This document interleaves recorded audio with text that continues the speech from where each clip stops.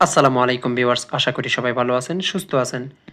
আজকের ভিডিওতে দেখাবো এইচপি প্যাভিলিয়ন 14 VF080TX ল্যাপটপের hard disk upgradization, hard disk remove এবং রিপ্লেসমেন্ট এগুলো বিষয় দেখব। আশা করি ভিডিওটি আপনাদের উপকারে আসবে, সাথেই থাকবেন। আমরা প্রথমত স্ক্রুগুলো খুলে নিব। সামনের দিকে দুইটি এবং পিছনের দিকে দুইটি হিডেন স্ক্রু আছে, এগুলো আমরা খুলে নিব স্ক্রুড্রাইভার দিয়ে।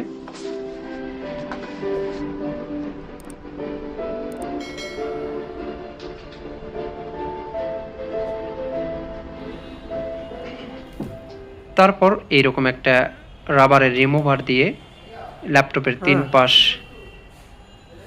আমরা এভাবে ঘষে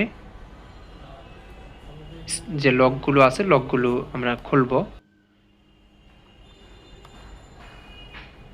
অবশ্যই খেয়াল রাখবেন, এখানে শক্ত লোহা বা স্ক্রুড্রাইভার জাতীয় কোনো কিছু ব্যবহার করব না, এতে করে স্ক্র্যাচ পড়বে, ল্যাপটপে দাগ হয়ে যাবে।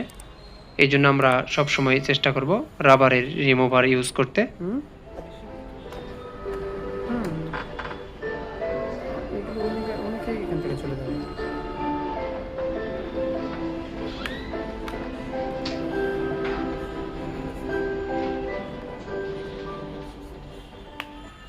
সবগুলো লক খুলে গেলে অটোমেটিক এটা উঠে আসবে উপর থেকে, কোনো কিছুর সঙ্গে আর লাগানো থাকে না। এখানে দেখতে পাচ্ছেন ল্যাপটপের যাবতীয় equipment, hard disk, RAM, battery, cooling fan সবই দেখা যাচ্ছে, এখান থেকে রিমুভ করতে পারবেন। তো আমার এখানে উদ্দেশ্য হচ্ছে হার্ড ডিস্ক রিমুভ করা, হার্ড ডিস্ক রিপ্লেস করা।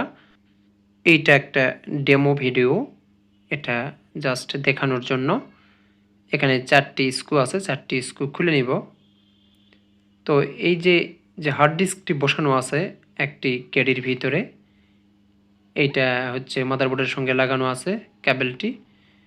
তো এই যে একটা স্ক্রু এবং অপর পাশের দুইটি স্ক্রু আছে, এগুলো খুলে এই ক্যাডির ভিতরে আমরা এসএসডি বা হার্ড ডিস্ক লাগিয়ে তারপর আমরা এখানে সেটেল করে দিতে পারবো। তো জাস্ট দেখানোর জন্য এটা করলাম। তো যদি এসএসডি বা হার্ড ডিস্ক চেঞ্জ করতে চান বা এসএসডি এখানে আপগ্রেড করতে চান, সেই ক্ষেত্রে স্ক্রুগুলো খুলে ওই জায়গায় এসএসডি দিয়ে তারপরে সেট করে তারপর লাগিয়ে দিবেন।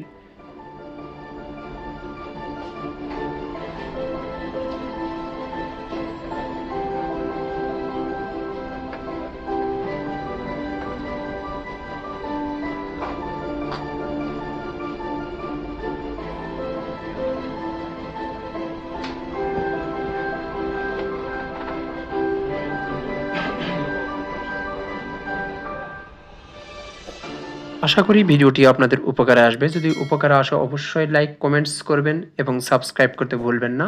আপনাদের সাবস্ক্রাইব আমাদের অনুপ্রেরণা যোগায়।